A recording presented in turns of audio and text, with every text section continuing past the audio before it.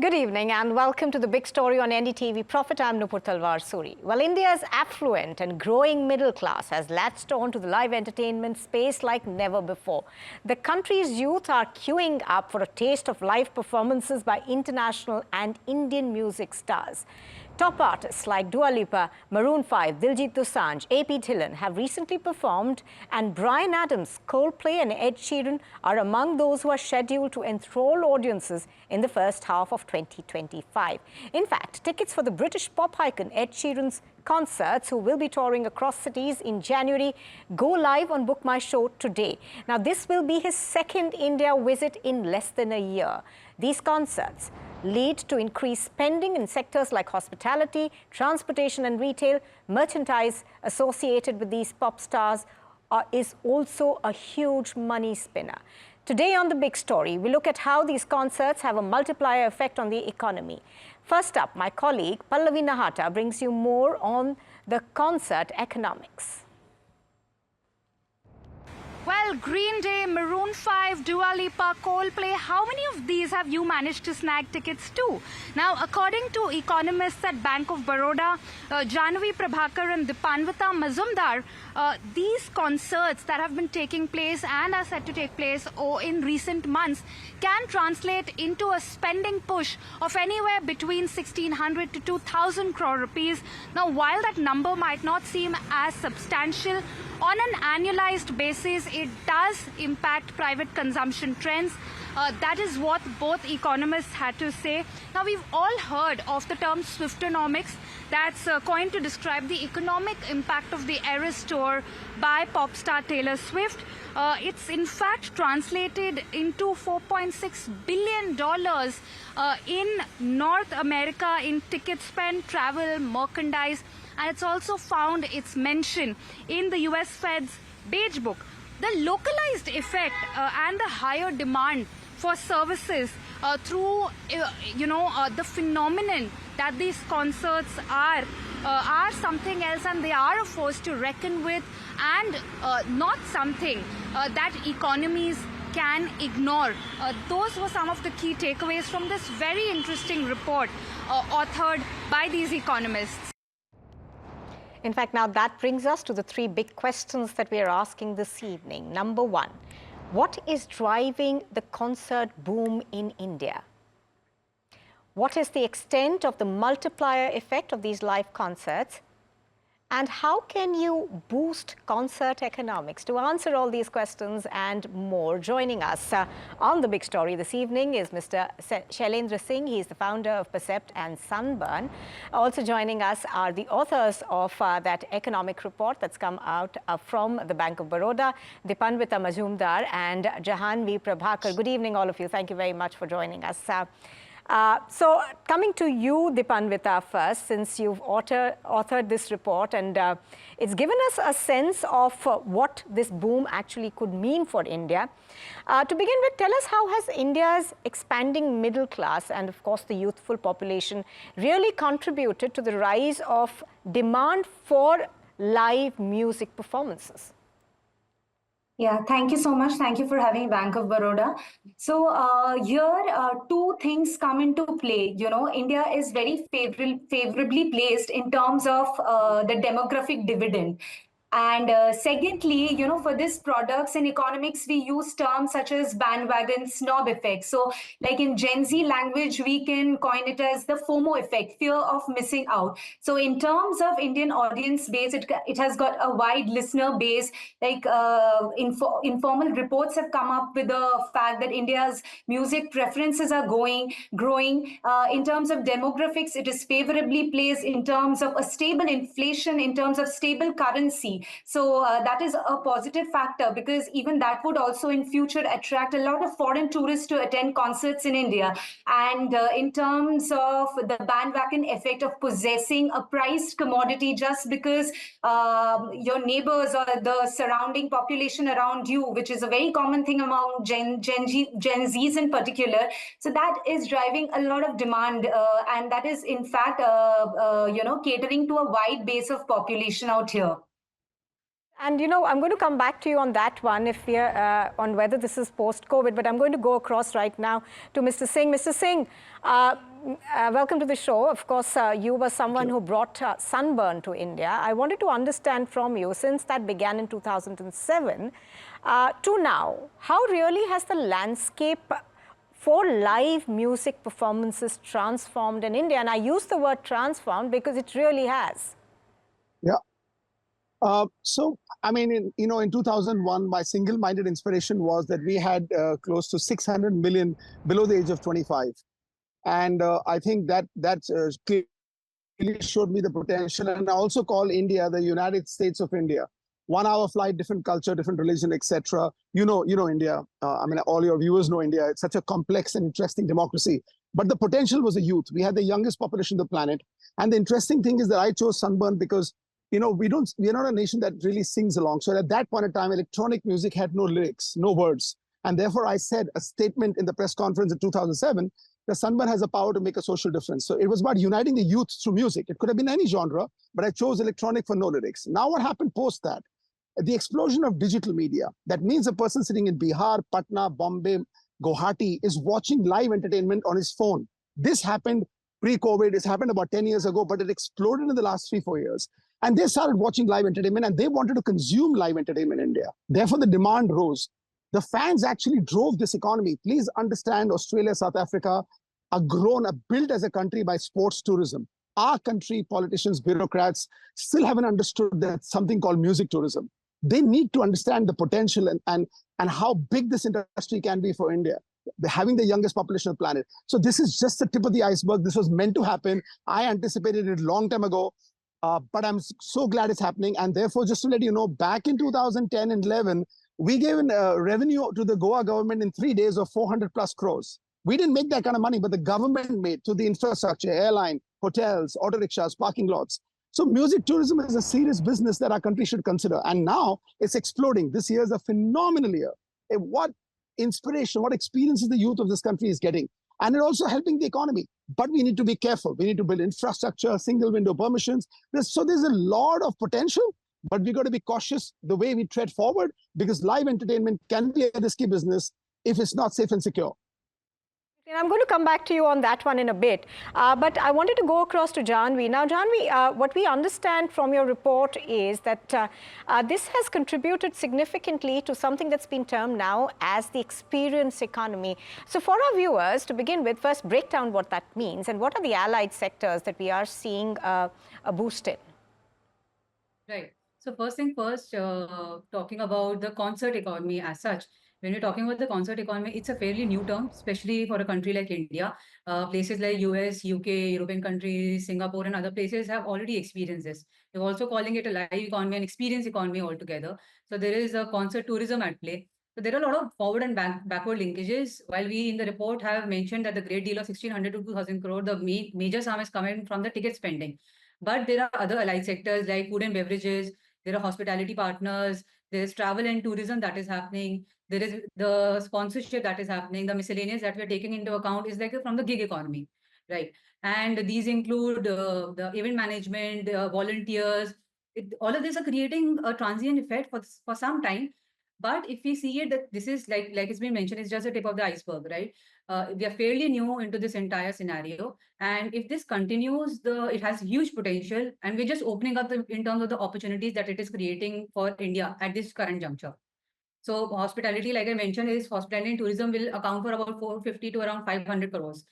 There are people who are traveling actually from different cities. Yes, there are concerts happening. There is a multi-India tour that is happening, but people are even willing to travel. So it also shows that of course, there is a greater affinity for live entertainment. That is why the huge demand is being matched up with this, with all the popular artists and the global artists coming to the country. But also one has to notice that there is a spending power that has improved. The disposable income is also higher. So people are ready to spend. There are people who may be going for multiple concerts or maybe even one concert. And like it has been mentioned, the bandwagon effect is also coming into play. So the forward and backward link, because of those, it is creating a multiplier effect. And that is why it is having a spending boost of around 1,600 to 2,000 crore. Mind you, we have not taken into account the scalping effect of it, which is a largely unregulated economy at the current stage. So And, you know, if we could that's a different thing altogether. And I do want to touch upon that one, but I'll come back to you later. Dipanvita, you were mentioning, something that is now known as Swiftonomics. It has helped transform, tourism in a country like Singapore. Look at what happened over there. She came there. There was a demand by students over there that there should be a holiday. And of course, the Singaporean government did take it in a lighter vein. But all her fans actually flew in from across Southeast Asia to attend that one concert. And wherever she has performed in the past year, it has been a significant boost to the economy. So spell it out for us in terms of how this works. So yes, Swiftonomics is a very recent term concerned to the Eras tour of Taylor Swift. So here also, as have been pointed out earlier, so that this concert tourism or specifically this experience tourism has got huge potential in terms of the allied sectors of the economy. Services sector is a part of it, but look at the potential in terms of manufacturing as well. So one thing we'll have to agree that because India has seen a good infrastructure growth in terms of having the stadium with the largest capacity, so that is also attracting international artists to actually perform here.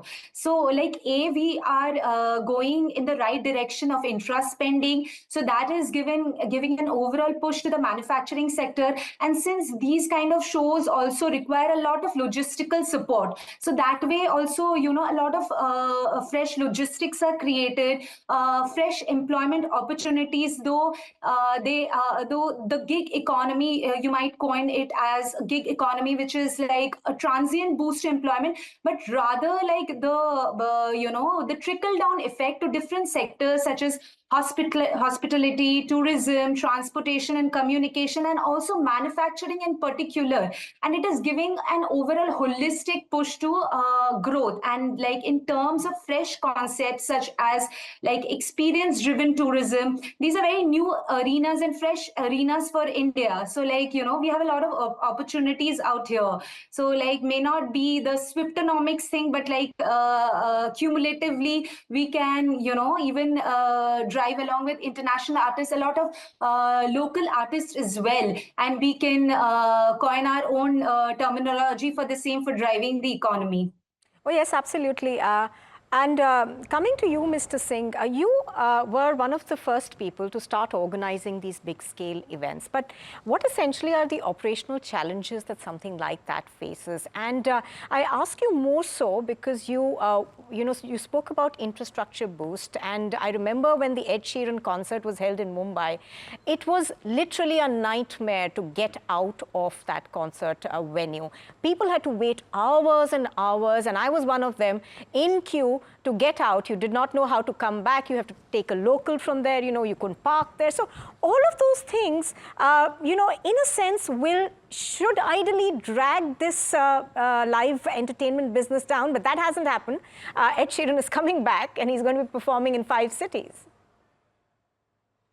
So first of all, I just want to clarify that I'm not an organizer. I'm a creator. So I created an intellectual property made in India for the world. We even took Sunburn to Sri Lanka and the UAE. At that time, we were the 3rd largest festival brand in the entire world.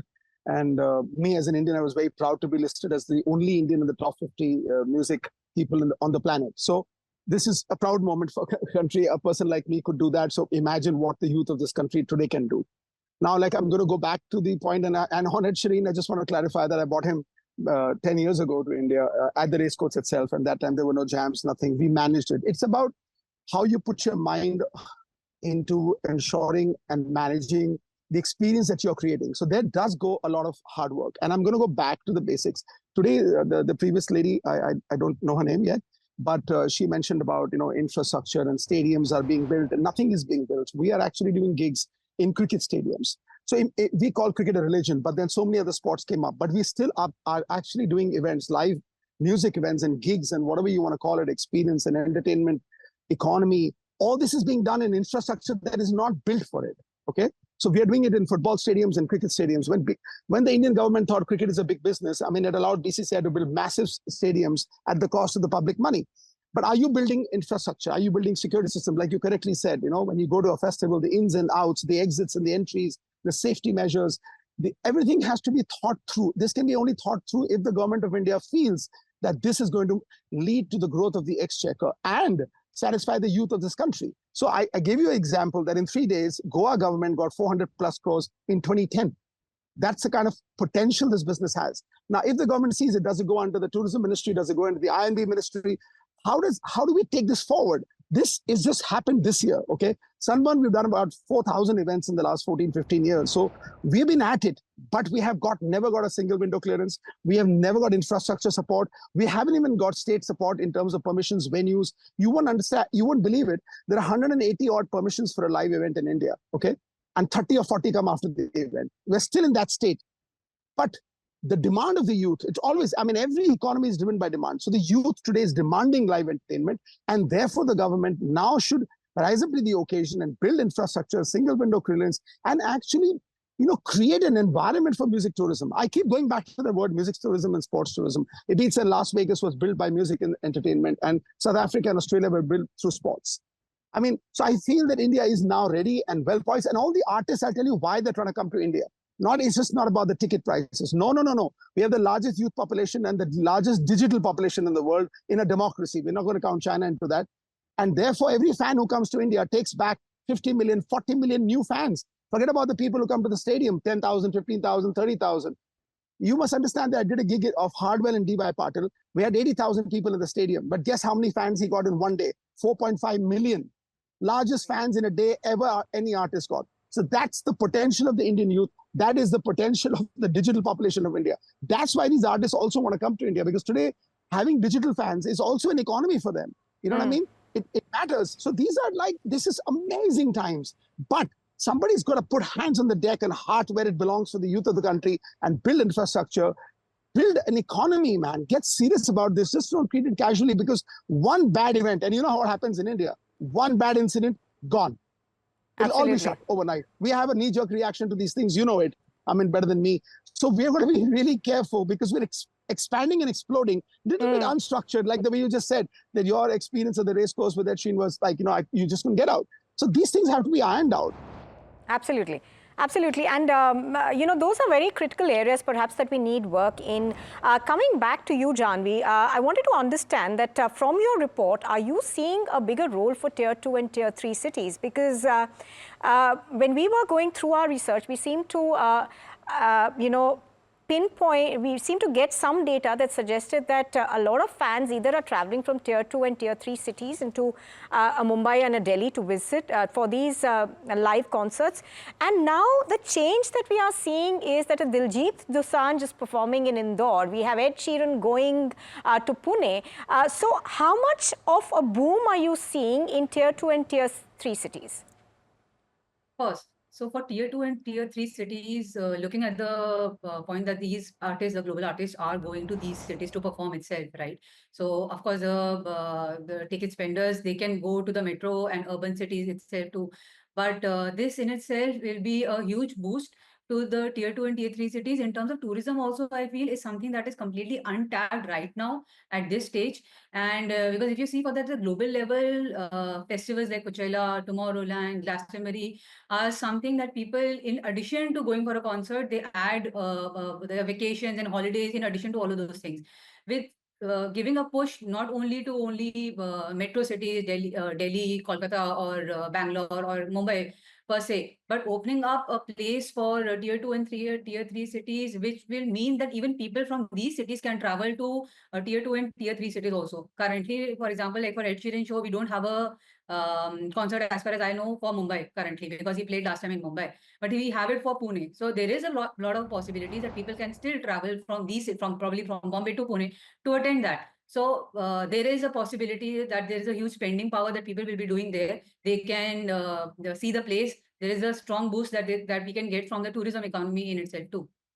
Oh yes, and coming to you, Dipanvita, There has been a lot of talk about scalping. Now, that amount is not even calculated in these reports. Of course, it hasn't been a great experience in the past where, fans for Coldplay had to actually were logging in and they weren't getting those tickets. And then there was a huge hue and cry about it. But do you think we need better systems also in place? Yeah, thank you for addressing this issue. So, scalping first comes into picture because, there are a lot of unorganized reseller which are presently existing. So, in the US, we have seen there are also a lot of scalping happen with regard to the Eras tour. So, there has been this Boston Swift Act. So, these kind of legitimate rules, if they are put into place, that would help in curbing the unorganized sector which is concentrated around this reselling. So a lot of organized players will bring a fair pricing mechanism. So here, I was telling my colleague also the other day, market should operate, we should let laissez-faire to operate rather than unorganized entities coming into being and trying to, adjust the prices. So our calculation of 1,600 to 2,000 crore doesn't include scalping because, but in the section of our note, we have given a ballpark range of our estimate based on the codes of different unorganized reselling platforms. But so for us as economists, we feel that the invisible hand of the market should be allowed to operate, and the unorganized players should be brought into an organized platform. So, this also gives a lot of opportunities for organized reselling platforms, especially for concerts, for shows, which is, as far my knowledge is concerned, is missing in India. So yeah, there are a lot of fresh avenues which can be explored with regard to this. Right. Mr. Singh, any thoughts on that? One of the arguments, of course, that is made for black marketing and scalping is the fact that there seems to be a demand mismatch. And if you look at the Coldplay concert that was happening, they opened up a few tickets and then they opened up another few. Then, there was another venue that was added. So do you feel that this can be managed better by booking platforms and also perhaps by others who have some leg in this business? I guess, nobody expected this kind of growth that has happened in the last 14, 15 months. I mean, Book My Show themselves quoted that the growth this year is about 82%. I do believe that the economy of live and music, just music gigs, etc., is going to go close to 7,000 crores next year, domestic and international acts. The problem is that there is no law in place to execute what we want, what we would like, which is, sort of fair play. There is no law. So if you buy tickets and you take them back in your Facebook and you put them out, you sell them yourself, nobody can restrict you. So if I buy 8, 10 tickets and I want to sell them myself to my social network, media network, nobody can restrict me. But in this case, Book My Show actually confessed to the ED that they had kept about 70% tickets of Coldplay for the first concert. And that was shocking. But the law permitted them to do it. So yes, I agree with the other panelists and you that we need certain stringent laws because this is completely unfair practice for fans who wait for months and hours in line to get a ticket at the fair price. That is what is announced. And then you have to buy it in black. It happened to IPL in the beginning. And I feel that now that you brought up this particular show that is happening, I'm sure a lot of interesting government officials will watch NDTV Profit and wake up to this reality that this gig business, gig economy, music tourism, whatever you want to call it, is real. 6,000-7,000 crores next year. It's got to be taken seriously. And at the end of the day, the interest of the fans in this industry has to be for the fans, of the fans, by the fans. Otherwise, it'll crash. It is all about fans. So we'll have to create an organization, a setup, sort of rules and regulations to protect the fans, whether at the venue, while buying tickets, while traveling, everything. It's all about the fans. I repeat it, this business or any business is for the fans, of the fans, by the fans. So yes, the time is now. We should do it. As you can see, my God, every artist in the world wants to come. Imagine if Taylor Swift decides to come in 2025. We'll explode. We're not ready for this. And like you said, that tier 2, there's no tier 2 now. Indore, Bhopal, Raipur, Jabalpur, Ludhiana, these are all real cities. With the digital explosion, everybody is exposed to all the information from the world. They dress up well. They're very aware of what lifestyle means, how to behave. The tier 2 cities are going to be the next metros of this world. I mean, that is why all the artists are already identifying it. And, the best part is we always, one of the international artists, even in Sunburn, we always decided that 1/3 artists will be from India from day one. But look at it today. The balance is equal. The Indian artists are killing it too. This is such a proud moment for our country. Oh, yes, absolutely. And I wanted to come back to Janvi on this. As Mr. Singh was mentioning, I wouldn't be surprised if more stars come to India, because the fact is that we are the largest English-speaking population in the world. So, they get a lot back in return. But Janvi, I wanted to understand from you, what are the kind of revenue that we're looking at in the next, say, 2 to 3 years? Because this is exploding and it's been a very organic growth. See, for the current one, for the concert economics that we've come out, the number is around 1,600 to 2,000 crores. That is based on the current numbers that we know of the concerts that are happening.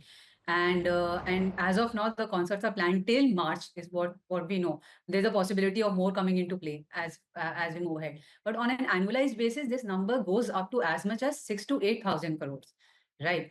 And of course, again, we are starting. There is a huge potential that we can make more out of it. And with more artists coming into the play, greater, like I mentioned, there is a higher disposable income, higher purchasing power. People would want to attend these concerts. And there is a global stage. Of course, there are a lot of there is a lot of feedback for the government that they can take up in terms of improving the infrastructure, for sure. But maybe this is a start, and we are at a very nascent stage right now. So maybe we can take in all the feedback that we're getting right now and make the most out of it. So 6,000 to 8,000 is what we are expecting on an annualized basis. There's a possibility of this growing further, seeing the number of artists that are performing. Like you mentioned, in less than a year's time, Ed Sheeran is back. There could be a possibilities of multiple concerts happening of other global artists also.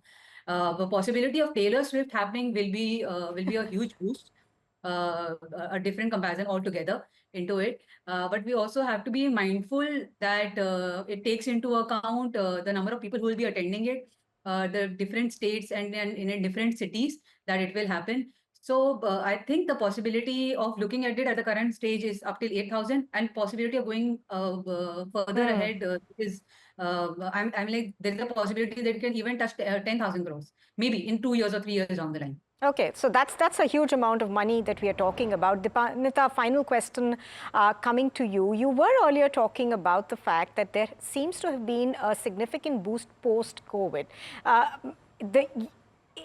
Is this the you live only once philosophy that's fueling this, or do you see a growth to be consistent?